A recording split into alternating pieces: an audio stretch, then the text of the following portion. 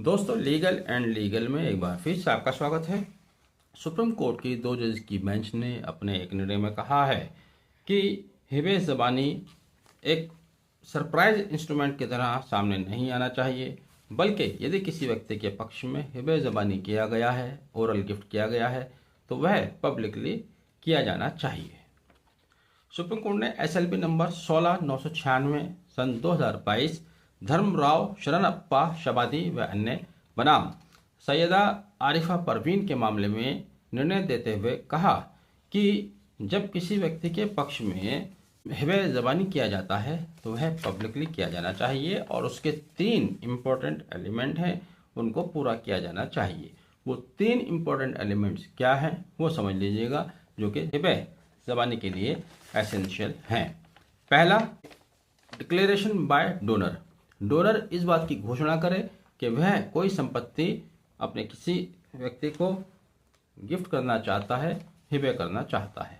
दूसरा, जिसके पक्ष में हिबे किया गया है, गिफ्ट किया गया है, वो उसको एक्सेप्ट करे, यानी कि एक्सेप्टेंस बाय डोनी, ये दूसरी एसेंशियल शर्त है।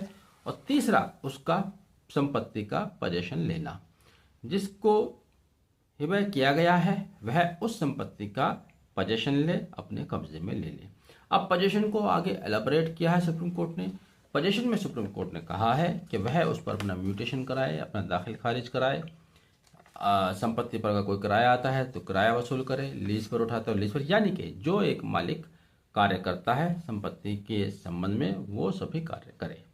दरअसल ये मामला हाई कोर्ट के एक निर्णय के बाद आया था, जिसमें पुत्री द्वारा यह कहा गया था कि उसकी माताजी द्वारा वर्ष 1980 में उसके हक में कुछ एकड़ भूमि का हिबे कर दिया गया था, लेकिन कब्जा उन्होंने नहीं लिया था।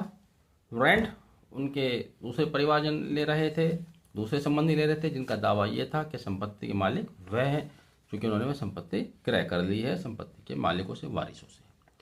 तो यहाँ पर हाई कोर्ट ने तो उनके दावे को स्वीकार कर लिया था, लेकिन सुप्रीम कोर्ट ने हाई कोर्ट के निर्णय को पलटते हुए कहा है कि हिबे ज़बानी मुस्लिम लॉ में एक्सेप्टेबल है, मान्य है, लेकिन उसके जो 3 आवश्यक तत्व हैं उन 3 आवश्यक तत्वों का पूरा होना लाजमी है। वो 3 आवश्यक तत्व मैं आपको बता चुका हूँ, एक बार फिर रिपीट किया देता हूँ कि पहला तो डोनर जिसकी संपत्ति है वो उसकी घोषणा करे कि वह अपनी संपत्ति XYZ के पक्ष में गिफ्ट कर रहा है, हिबे कर रहा है।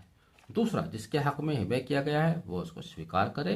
और तीसरा, ना सिर्फ स्वीकार करे बल्कि उसको अपने पोजेशन में ले और उसको इस तरह से एंजॉय करे जिस तरह से एक मालिक करता है। किराया वसूल करना है, लीज पर उठाना, फला फला, और म्यूटेशन कराए, दाखिल खारिज कराए अगर कृषि की भूमि है। तो इस तरह से हिबे के संबंध में उच्चतम न्यायालय ने जो एक कानूनी पहलू है, जो कानूनी पक्ष है, उसको स्पष्ट कर दिया है। उम्मीद करता हूँ कि वीडियो आपने चूँकि आखिर तक देखा है तो पसंद भी आया होगा। आगे ज़रूर शेयर कीजिएगा। चैनल अगर सब्सक्राइब नहीं किया है तो इसको सब्सक्राइब भी कीजिएगा। Thank you, have a nice day.